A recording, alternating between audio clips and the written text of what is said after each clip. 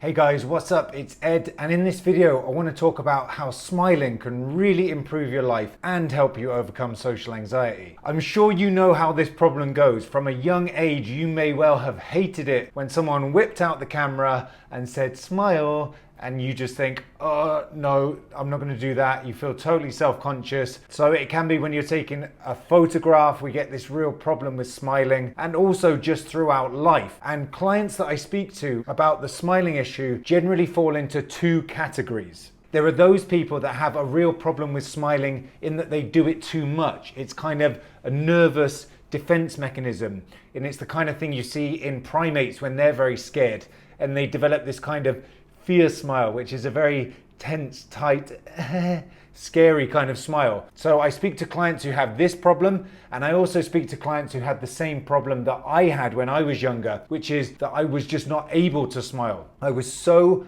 repressed and locked up and tight and self-conscious, I could barely ever smile. So I use this very kind of stern face to cover up a lot of insecurities, all my fear. The main thing was that I was actually just very scared. I was like a scared little boy inside, and my self-defense mechanism was to wear a kind of stern macho mask. And this can often be a self-defense mechanism to cover masculinity issues, which I had problems with, which so many clients have that I speak to. We don't have fathers in the household who model good, healthy male behavior for us, and we're often controlled or dominated by domineering mother figures. So we grow up with some very problematic gender ideas and masculinity issues, and one way to mask that is to just be kind of very deadpan. And you will know from your own experience, this can lead to many, many problems. In the first instance, you just become a bit of a kind of pushover or a doormat. You're always smiling and laughing and going along with what anybody says. So nobody really takes you very seriously as a multi-dimensional character. You just become this kind of one-dimensional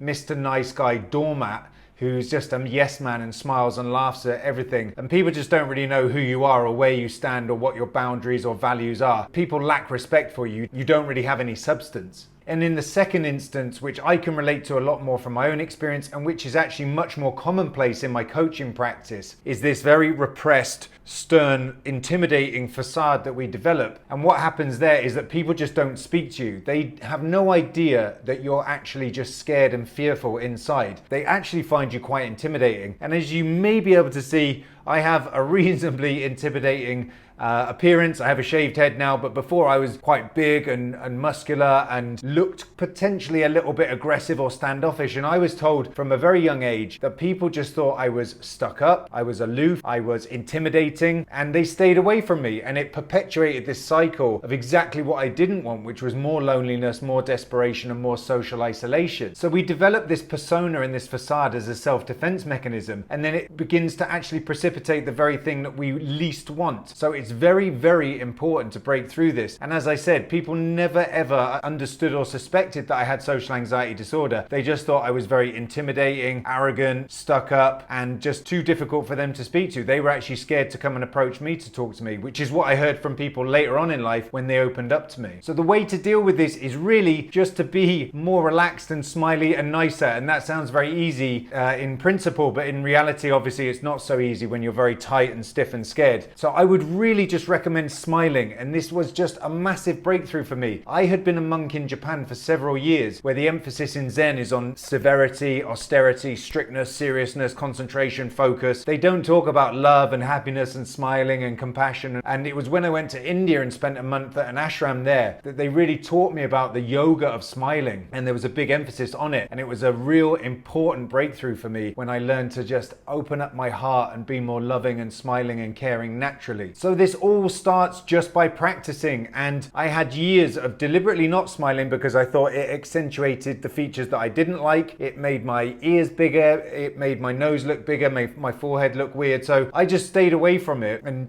studied pictures and thought, oh yeah, I look okay when I don't smile, I'm gonna do that. And that was like my go-to default expression for decades. What I really recommend is just letting loose, okay? Don't smile in front of a camera or in front of a mirror to check yourself. Just let it go and just be less self-conscious, because if you try and practice this in the mirror or something, it's actually going to increase your self-consciousness. At first you might look a bit goofy, you might look a bit weird, it might look a bit forced, it might not look totally natural, but that's how anything is at the beginning. So just practice smiling more and it will become more natural. And I'm sure you've experienced this when a baby is looking at you and smiling. I used to get very self-conscious then in public because the parents are sort of looking at me expecting a kind response, and I didn't know how to respond. I couldn't really smile, and it just made my social anxiety and my awkwardness even worse. I used to get it with dogs and stuff like that. You're expected to be friendly and oh lovely, you know, and happy and smiley. I couldn't do it. My emotions were so locked down. I was so rigid and tight. I just couldn't do it. So the first place is really just to start. Just go out, smile at people. As I've said before, smiling and nodding to people on the street, that's a great way to start. Start with people that you find less intimidating or less threatening. For example, older people, they're usually very smiley and happy. And smile at babies, smile at dogs, smile at stuff that naturally can make you feel good as well. I found that I would practice more around things that can naturally make you feel good, and there's kind of a shared atmosphere then of like, yeah, here's a really cute dog, isn't it? Yeah, let's enjoy that together with the owners, or you know, with a baby, you can smile at a baby. And it does feel weird at first, I'm not going to lie about that. You've had years of shutting down your emotions and learning to not express anything, so it's going to be a bit cringe, a bit awkward, a bit weird to begin with, but you just practice and practice. And the brilliant thing about this is that because of the mirror neurons in the brain, people find it very hard not to smile if you're smiling, even if it's not the most genuine smile at first. They can't help but smile back, and that creates a positive feedback loop. And also, because you're smiling, when the muscles go into the smile, there's a biofeedback mechanism which goes back up into the brain, which tells the brain to be happier, release more serotonin and more positive neurotransmitters and dopamine, and you feel good. So actually forcing a smile can make you feel good, and this is one of those instances where fake it till you make it can actually be helpful. So I really recommend that. Go out, just fake it till you make it. There was a famous comedian in the UK, was absolutely heartbroken, completely almost suicidally depressed when his wife died, and his psychiatrist just had him bite a pencil for months. And he said after months of doing this, by mimicking the expression of a smile, the muscles actually sent messages to the brain and he became happier overall. And he says that this exercise, by faking smiling at first, actually helped him overcome his bereavement at losing his wife. And the final stage of this is after you just go out and practice and then faking it till you make it, it then becomes natural. It becomes a part of your life. It becomes instinctual and habitual.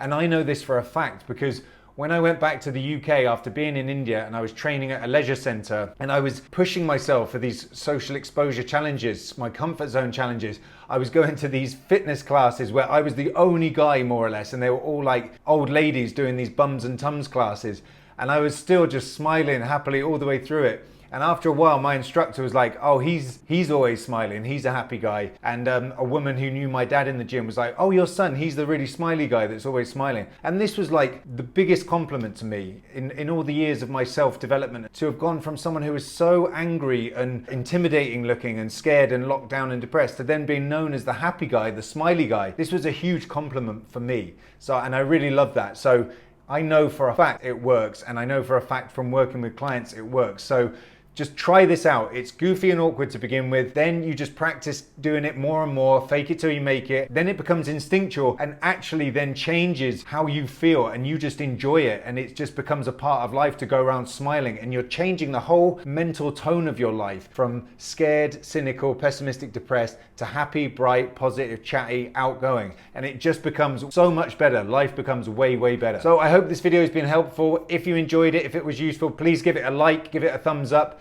If you would like more content like this, please hit the subscribe button. If you need any help with your social anxiety, you can contact me at ed@thesocialanxietycoach.com, or you can click any of the links in the description below. That's everything for today, and I'll see you guys all in future videos.